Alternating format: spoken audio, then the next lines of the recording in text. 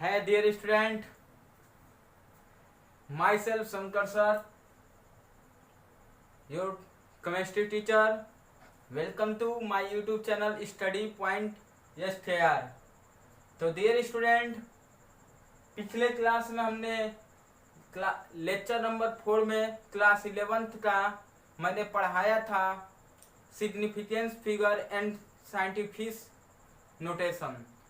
तो dear student, आज मैं आप लोग के लिए लाया हूँ लेक्चर नंबर 5।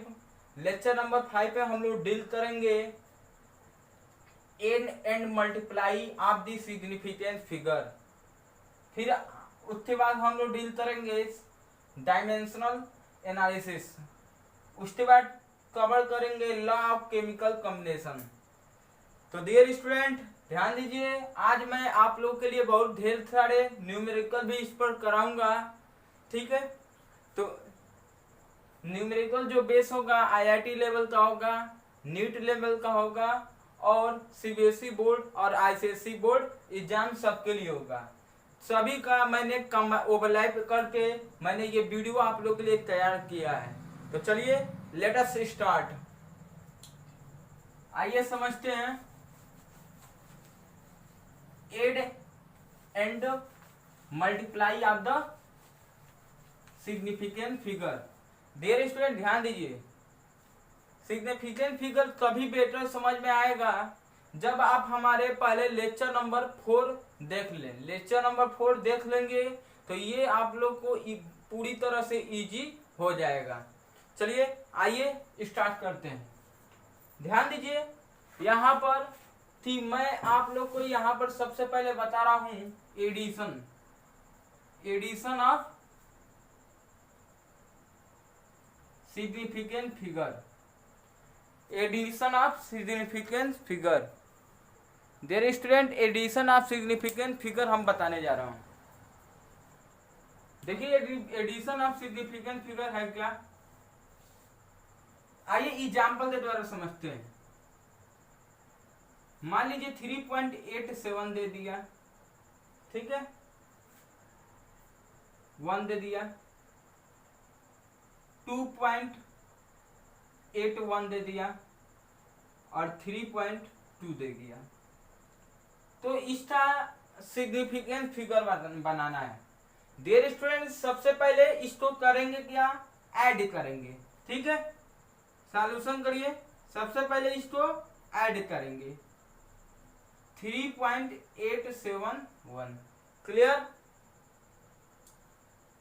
2.81, 3.2, इसको ऐड करिए।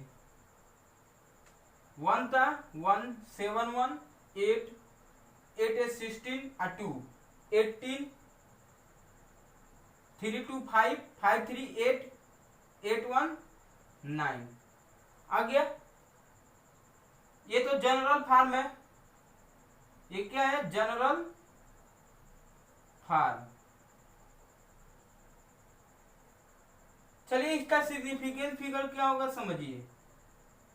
देर से ध्यान दीजिए, इसका सिग्निफिकेंट जो फिगर होगा एडिशन का वही हो जाए जो लोएस्ट सिग्निफिकेंट फिगर है। जो नंबर जो मेंशन है उसमें जो लोएस्ट सिग्निफिकेंट फिगर होगा वही इसका क्या होगा, इसका ऐड का भी सिग्निफिकेंट फिगर होगा। यानी कि लोएस्ट क्या होगा, लोएस्ट सिग्निफिकेंट फिगर क्या होगा, देखिए इधर इसका सिग्निफिकेंट फिगर कितना है, 4 है, इसका कितना है, 3 है, इसका कितना है, 2 है। तो इसका सिग्निफिकेंट फिगर कितना होगा, 2। तो सिग्निफिकेंट फिगर 9.8 आंसर होगा। आइए एक और एग्जांपल लेते हैं।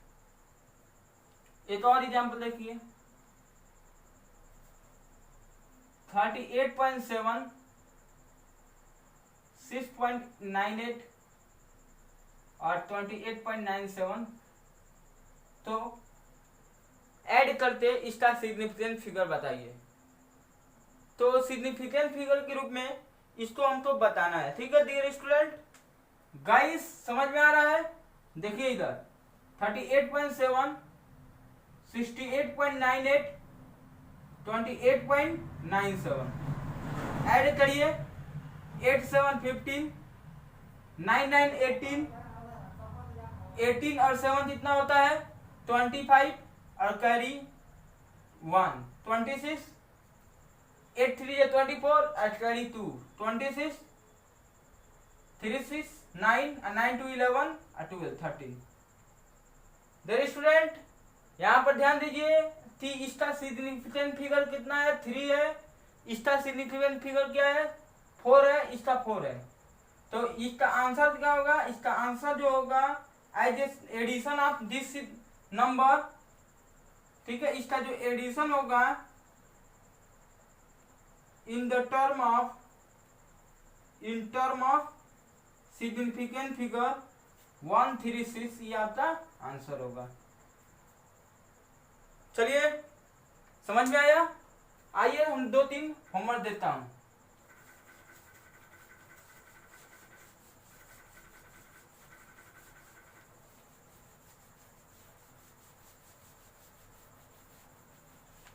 सरसों जी सरसों धीरे धीरे पागल हुआ रे मेरे धीरे धीरे, HW लिखिए जल्दी से, HW लिखिए जल्दी से, 84.0828007 ए। इसको ऐड करना है, ऐड इन सिग्निफिकेंट फिगर के रूप में, in form of significant figure. सरसी जो सरसों धीरे धीरे पागल हूँ अरे मेरे धीरे धीरे, तेरी चुनरिया ला ला ला दिल ले गई। चलिए ध्यान दीजिए, हो गया। आइए इसके बाद बता रहा हूं multiplication and division of the significant figure. Erase करें 1 2 3 कर दे आप तो इसे 3। चलिए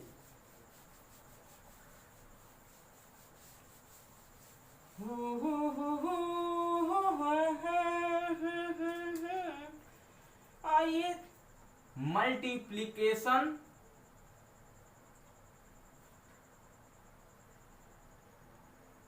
एंड डिवीजन। डियर स्टूडेंट ध्यान दीजिए, आप जब भी आप वीडियो को डाउनलोड कर रहे हैं तो आप 360 के रूप में डाउनलोड करें, न कि 240 के रूप में। जो आप जीबी होता है वो 360 के रूप में, क्यों? क्योंकि उस समय क्या होती है, वीडियो क्लियर दिखाई देगी। आइए समझते हैं मल्टीप्लिकेशन एंड डिवीजन। आइए ये 2 एग्जांपल समझाते हैं। 2.5 3.87 मल्टीप्लाई करें 25 7 कितना होता है डियर स्टूडेंट 175 कैरी 17, 25 8 जा 200 कैरी 70 217 कैरी कितना हुआ 21, 25 3 कितना होता है 75 और 21 96। ये आपका हुआ पॉइंट कितने हैं 1 2 3 आ गया। चलिए ध्यान दीजिए, रही बात थी इसका सिग्निफिकेंस, ये तो जनरल टर्म है, ये तो जनरल फॉर्म है, लेकिन इसको हम अगर सिग्निफिकेंट फॉर्म के रूप में अगर इसी को लिखें तो यहां पर ध्यान दीजिए, इसका सिग्निफिकेंट फिगर कितना है 2 है, इसका कितना है 3 है। तो किस रूप में लिखेंगे, सिग्निफिकेंट फिगर के रूप में, जो लोएस्ट होते हैं उसी के रूप में लिखते हैं। तो क्या होगा 9.6 होगा। Clear clear. आइए एक और देखते हैं 5.0 इंटू 258। चलिए मल्टीप्लाई करिए, 5 5 जा 40, 5 5 जा 25, कैरी कितना होगा 4, 29, 5 2 जा 10, और कैरी कितना था 2, तो कितना होगा 12, ये 0 लगाएंगे। चलिए पॉइंट कितना आ गया, इतना आ गया। रही बात, आइए सिग्निफिकेंट फिगर देखते हैं। सॉरी, इसका थोड़ा पॉसिबिलिटी अलग है। आइए हम थोड़ा अलग की तरफ देखता हूं। चलिए आपको दूसरा एग्जांपल ले लीजिए, 10 इंटू 230 अपॉन दिस। क्लियर है कि ये कितना होगा, इसका मल्टीप्लाई करेंगे तो इतना आएगा। क्लियर है। ध्यान दीजिए डियर स्टूडेंट, यहां पर कितना है सिग्निफिकेंट फिगर, आप बताइए। ध्यान दीजिए यहां पर सिग्निफिकेंट फिगर अगर बात करें कि अगर हम यहां पर 1.0 लगा दें, ठीक है, तो यहां पर ये होगा, इसका सिग्निफिकेंट फिगर कितना है 2 और इसका कितना है 3। तो क्या करेंगे, सिग्निफिकेंट फिगर किसका लेंगे, इसका जो मल्टीप्लिकेशन है किस रूप में लेंगे, 2 रूप में लेंगे। क्यों, यदि लोएस्ट वाला है। ठीक है, तो इसका क्या होगा 2.3 मल्टीप्लिकेशन इन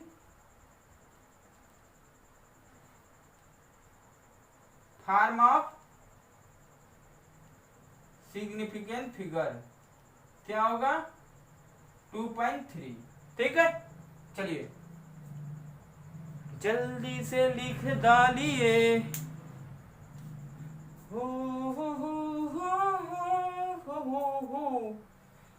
इरेज करें गाइस, इरेज करें। 1 2 3। चलिए आइए होमवर्क देते हैं इस पर। होमवर्क चाहिए ना, होमवर्क चाहिए, बोलिए, लीजिए होमवर्क लीजिए।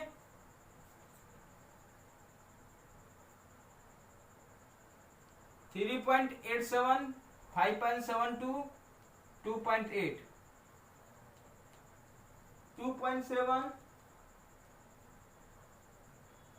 5.87 2.7 से लिखिए 300 287 10। राइट मल्टीप्लिकेशन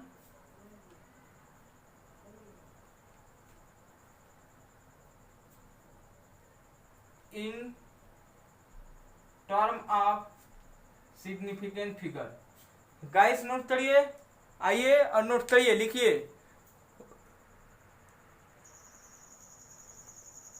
तो आइए डियर स्टूडेंट्स, इसको हम इरेज करते हैं, आगे की तरफ चलते हैं। देखिए डियर स्टूडेंट, समझिए यहां पर अभी तक मैंने जितने भी ऑपरेशन बताया सिग्निफिकेंट फिगर का, उस सिग्निफिकेंट फिगर के रूप में एक रूल है जिसको राउंडेड रूल कहते हैं। एक रूल है जिसको हम बोलते हैं राउंडेड रूल।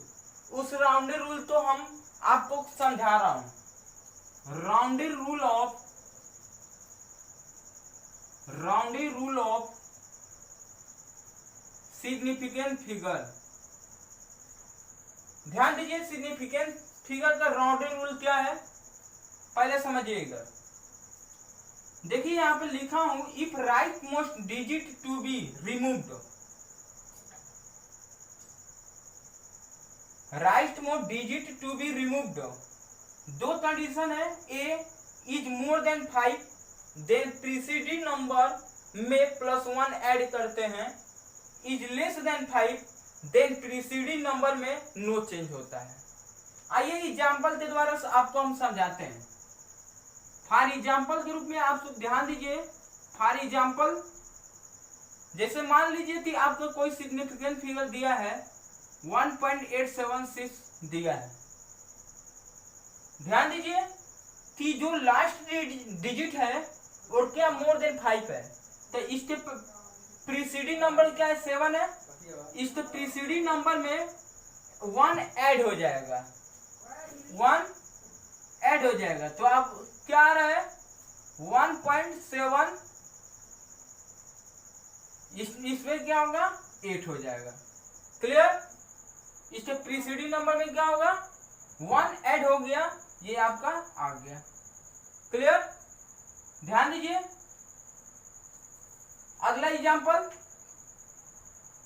अगला एग्जाम्पल है मोर देन 5 है, तो मान लीजिए 2.876 है। देखिए इस यहां पर 9 दिया, तो इसके प्रीसीडिंग नंबर जो प्रीसीडिंग नंबर है ये क्या मोर देन 5 है, तो इसके पहले वाले नंबर में क्या होगा 1 ऐड हो जाएगा, तो क्या होगा 80 होगा। क्लियर। ध्यान दीजिए दूसरा, यदि ये कब है, ये कंडीशन कब है, मोर than 5, more than 5 if last number is more than 5। Second कह सकती है if last number is less then 4, less than 4, तो इसमें क्या होगा प्रीसीडिंग जो नंबर होता है नो चेंज होता है, no change. Example for example आप लीजिए, जैसे मान लीजिए 2.874 है, देख रहे हैं 2.874 है, तो 2.874 और ये क्या है 4 है, तो लास्ट डिजिट क्या है लेस देन 5 है, तो ये क्या होगा चेंज नहीं होगा, यानी कि बात करिए क्या होगा 2.87 होगा, क्या होगा 2.87 और ये आता है 0 आ जाएगा। क्लियर है। दूसरा एग्जांपल लीजिए, ये तो ए हो गया। दूसरा एग्जांपल ध्यान दीजिए 3.84 दिया है लास्ट डिजिट 3.84, तो ध्यान दीजिए डियर स्टूडेंट कि ये जो लास्ट डिजिट है आप यहाँ पर ध्यान दीजिए कि जो लास्ट डिजिट है ये क्या है लेस देन 5 है, तो इसमें 1 ऐड नहीं होगा, तो क्या होगा यहाँ पर 3.8 ही होगा और ये 0, नो चेंज हो गया। तीसरा जो है इफ लास्ट डिजिट इज 5, यदि लास्ट डिजिट क्या है 5 है, इसको इरेज करें। थर्ड ध्यान दीजिए see if last number digit भी कर सकते हो, लास्ट नंबर इज 5। ध्यान दीजिए यहां दो कंडीशन आता है, प्रीसीडिंग नंबर की बात कर रहा हूं। मान लीजिए लास्ट नंबर क्या है 5 है और इसके पहले वाला नंबर यानी प्रीसीडिंग नंबर, पीएन का मतलब प्रीसीडिंग नंबर इवेन हो और या ऑड हो, तो इवेन होगा तो प्रीसीडिंग जो नंबर होता है preceding number no change, number no change, no changes. इसमें क्या होता है +1 add in preceding number. For example समझिए, इसको इरेज करूं स्टूडेंट। फॉर एग्जाम्पल आइए देखा, फॉर एग्जाम्पल जैसे मान लीजिए 2.845 है, ध्यान दीजिए लास्ट डिजिट क्या है 5 है, इसके पहले वाला क्या है 4 है। देखिए इवेन है, प्रीसीडिंग नंबर क्या है, अगर प्रीसीडिंग नंबर इवेन होता है तो प्रीसीडिंग नंबर में चेंज नहीं होता है, क्या होगा 2.840। क्लियर। मान लीजिए कि ये लास्ट डिजिट क्या है 2.87 है और क्या है 5 है, तो प्रीसीडिंग नंबर 5 है, सॉरी लास्ट नंबर है वो क्या है, यहां पर ध्यान दीजिए वो 5 है और उसका प्रीसीडिंग नंबर क्या है, प्रीसीडिंग नंबर में ये आपका ऑड नंबर है, क्या है ऑड नंबर, तो इसमें क्या होगा 1 ऐड हो जाएगा, तो क्या होगा 2.80। क्लियर। चलिए आइए डियर स्टूडेंट, मैं आपके लिए एनसीईआरटी का जो एक्सरसाइज है उस एनसीईआरटी का एक्सरसाइज में क्वेश्चन नंबर जो 1 पॉइंट जो है, ध्यान दीजिए एनसीईआरटी का जो एक्सरसाइज में दिया है 1.18, 1.19, 1.20 मैं आपको उस क्वेश्चन को सॉल्व करा रहा हूं, ठीक है। आइए,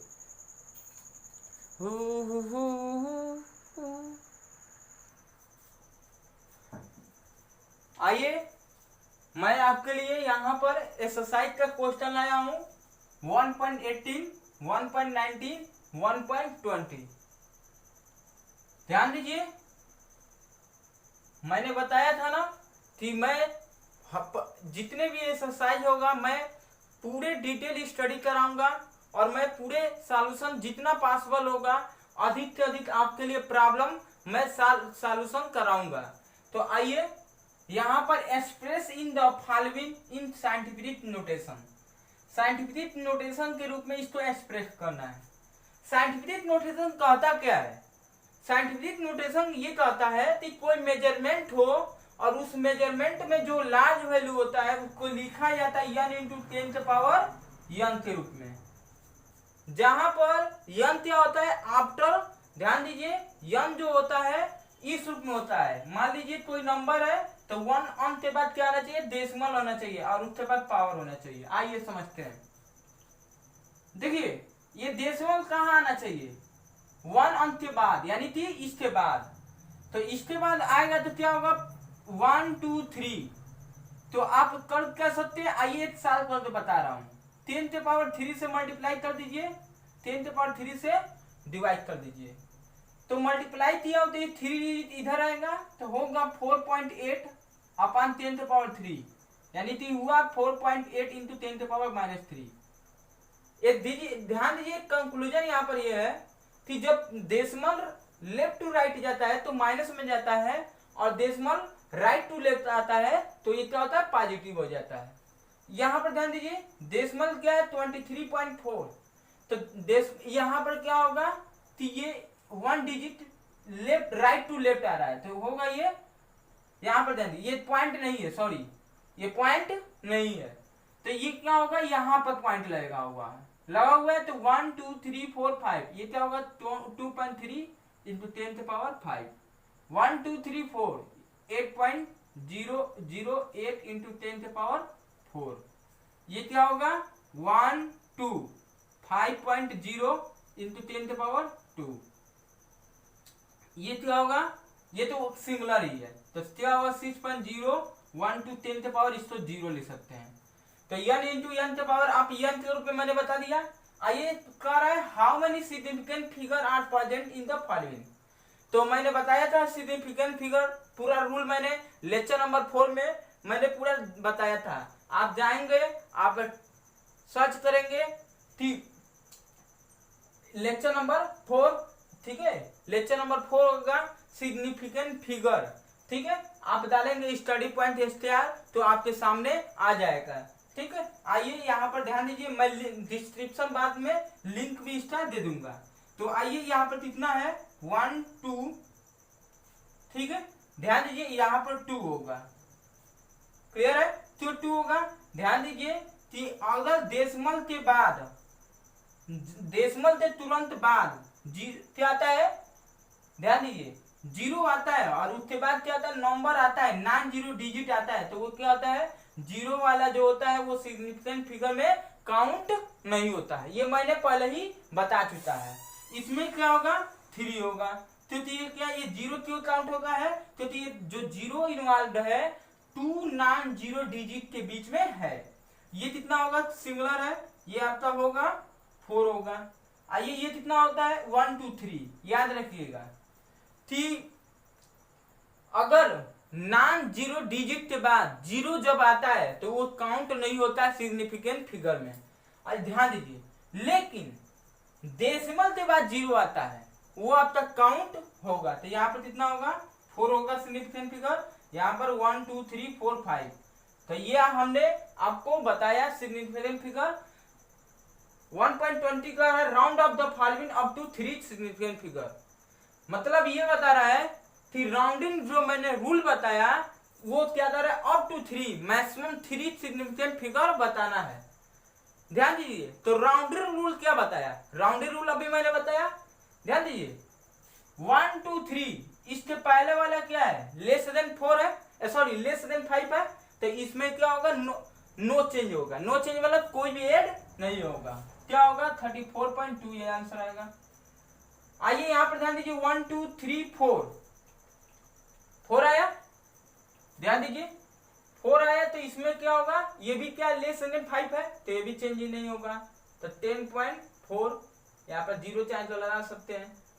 आइए यहाँ पर ध्यान दीजिए 1 सिग्निफिकेंट फिगर, ध्यान दीजिए ठीक, सिग्निफिकेंट फिगर जो है, आप यहाँ पर ध्यान दीजिए कि यहाँ पर हम ध्यान दीजिए 3 लूंगा, तो 3 अगर लेता हूं तो 1 2 3 स्टेप, ध्यान दीजिए अगर यहां पर बात किया जाए 1 2 3 ये है, इससे पहले वाला क्या है, अगर यहां पर हम लोग बात करें 0.045, तो 0.045 की अगर बात करें तो इससे पहले वाला नंबर क्या है, मोर देन कितना है 5 है, तो इसमें 1 ऐड होगा, तो क्या होगा 0.0,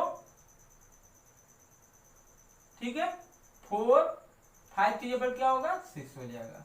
क्लियर, चलिए ये लीजिए 1 2 3 स्टेप, ये लास्ट ट्री क्या है, मोर देन क्या है 5 है, तो इसमें ऐड हो जाएगा 2 8, ठीक है, और क्या होगा 1 0। क्लियर है। तो डियर फ्रेंड, आई होप कि आपने ये वीडियो तो समझा होगा। चलिए इसके बाद की जो टॉपिक होता है बहुत ही इंपॉर्टेंट टॉपिक है, अब हम पढ़ाऊंगा डायमेंशनल एनालिसिस। क्या पढ़ाऊंगा, डायमेंशनल एनालिसिस। इरेज करें,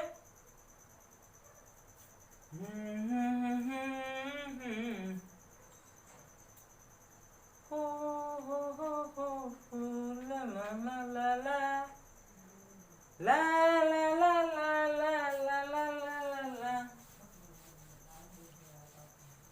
to to to to to to to to to to, to to to to to to to टू। चलिए इरेज करें, इरेज कर दे रहा हूं। आइए इसके बाद हम लोग पढ़ते हैं, ध्यान दीजिए अब हम लोग पढ़ते हैं डायमेंशनल एनालिसिस या factor level method. Dimensional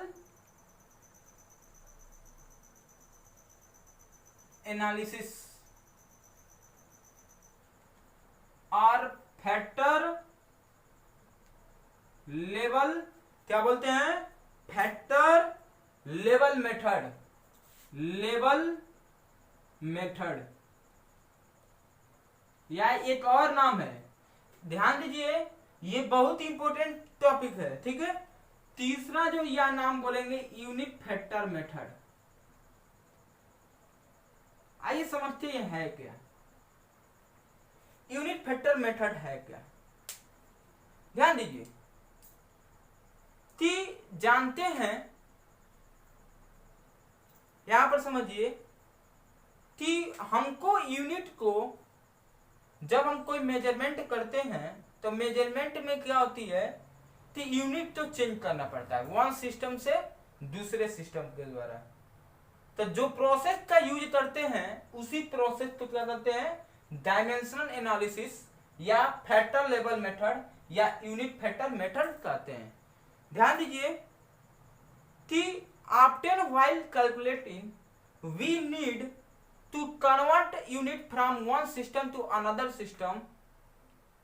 That process to use to change the unit from one system to another system is known as dimension analysis or factor level method or unit factor method. क्या बोला, that process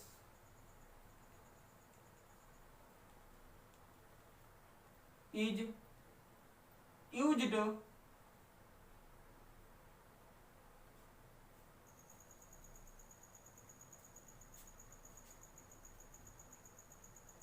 to change units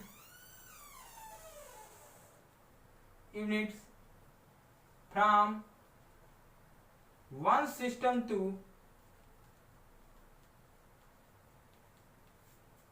another system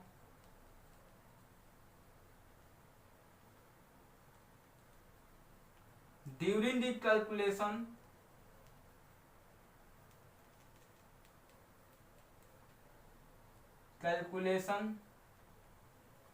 ध्यान दीजिए क्या बोला, वह process जिसका प्रयोग क्या किया जाता है, यूनिट को चेंज किया जाता है इस सिस्टम से लेकर दूसरे सिस्टम का जब कैलकुलेशन होता है। आइए एग्जांपल के द्वारा ये दो एग्जांपल इस पर हम बताएं। चलिए पहला है question, a piece of metal, ठीक है, a piece of metal is 3 inch. ध्यान दीजिए एक मेटल का पीस है, ठीक है, वह 3 इंच दिया गया है। What is length in centimetre. ध्यान दीजिए क्वेश्चन है,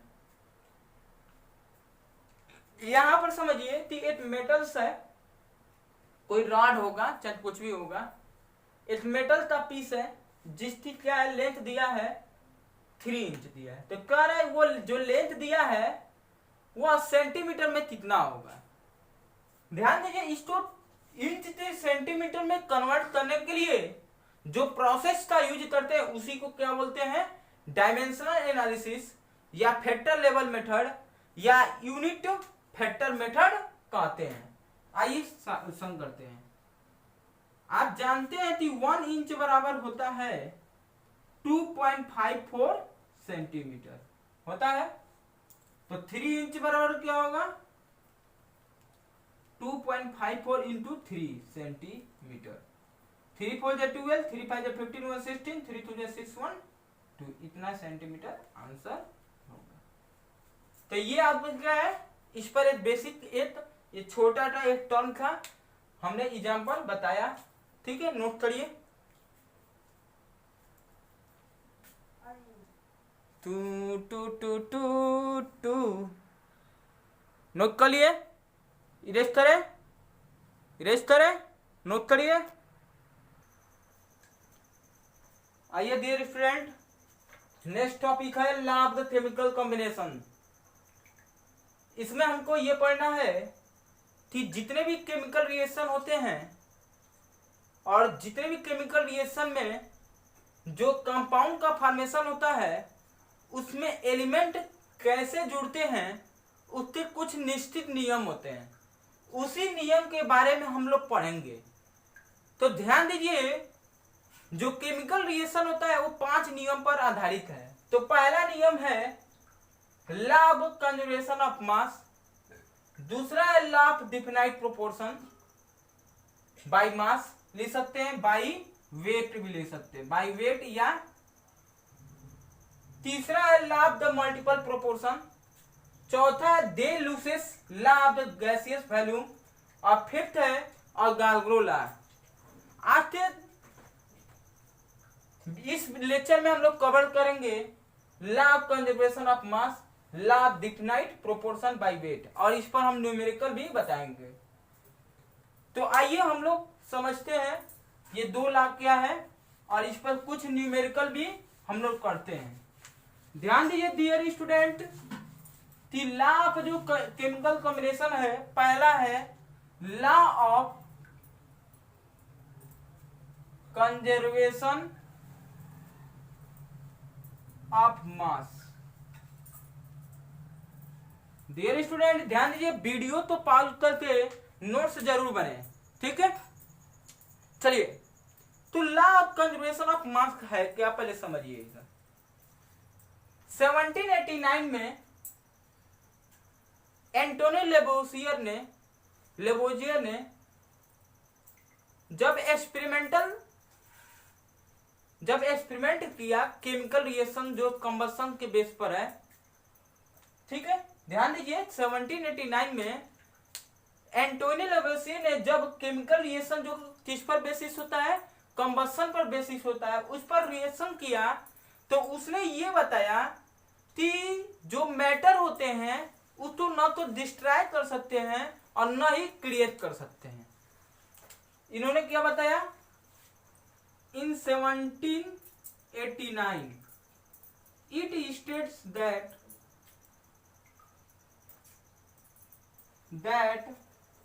मैटर,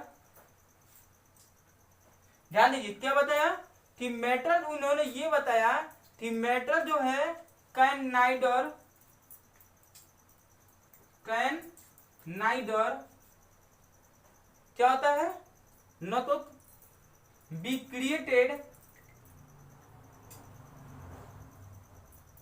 नॉर डिस्ट्रॉयड, न तो क्रिएट कर सकते हैं न तो डिस्ट्रॉय कर सकते हैं, बल्कि इसमें होता क्या है कि इसमें होता ये है कि इसमें जो रिएक्टेंट का मास और प्रोडक्ट का मास क्या होता है, दोनों बराबर होता है। मतलब mass of reactant equal to mass of product, दोनों क्या होता है, कंजर्व होता है। कंजर्व मतलब दोनों क्या होते हैं, कांस्टेंट होते हैं। ठीक है, चलिए आइए इस पर हम एक न्यूमेरिकल देता हूं, ये कर दे। देखिए क्वेश्चन नंबर 1 नोट करिए, दो न्यूमेरिकल बताऊंगा। इफ, ध्यान दीजिए, कैल्शियम कार्बोनेट है, उसको हीट करते हैं,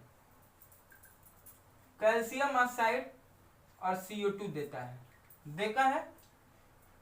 अगर ये 3 ग्राम है, 3 ग्राम है, ध्यान दीजिए, अगर ये 3 ग्राम है और कार्बन डाइऑक्साइड जो है, ध्यान दीजिए 4.6 ग्राम है, तो अमाउंट ऑफ कैल्शियम ऑक्साइड क्या होगा बताना है। तो law of conservation of mass से द्वारा क्या होता है कि mass of reactant equal to mass of product. ध्यान दीजिए ये 10 ग्राम है और ये क्या 4.6 ग्राम, तो रिएक्टेंट 10 ग्राम है तो प्रोडक्ट भी 10 ग्राम होना चाहिए।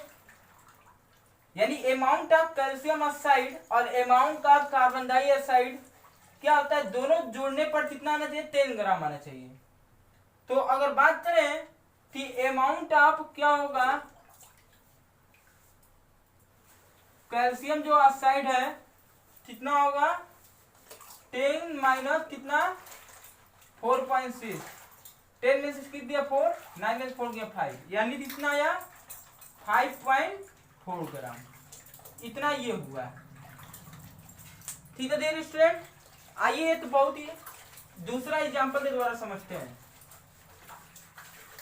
दूसरा एग्जांपल लेते हैं, दूसरा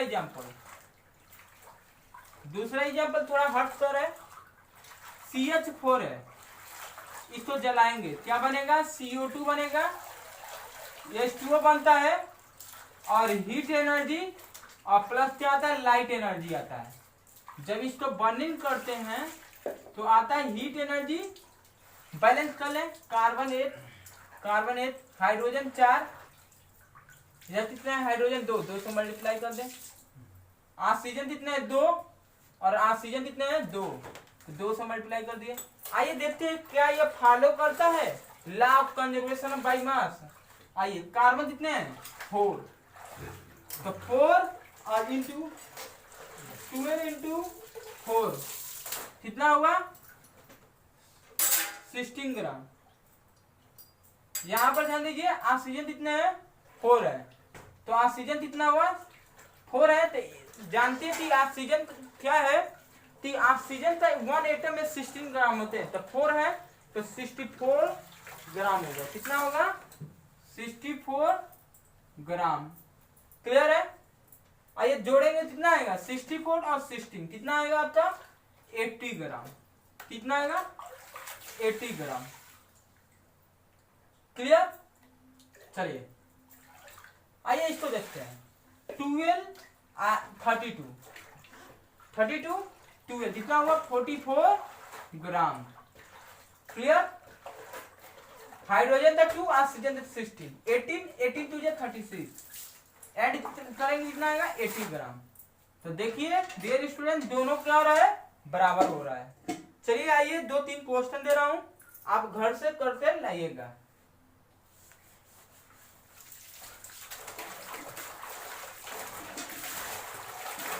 आइए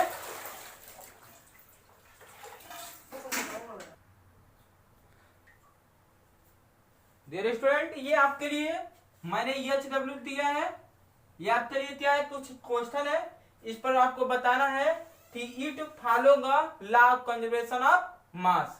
चलिए नेक्स्ट टॉपिक है आपका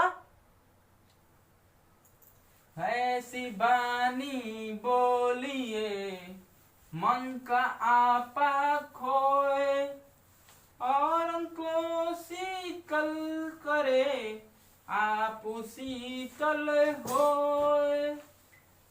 चलिए आइए नेक्स्ट टॉपिक है दूसरा जो है लॉ ऑफ डिफिनिट प्रोपोर्शन। देखिए यह जो लॉ दिया गया था फ्रेंच केमिस्ट जोसेफ प्रोउस्ट ने दिया था।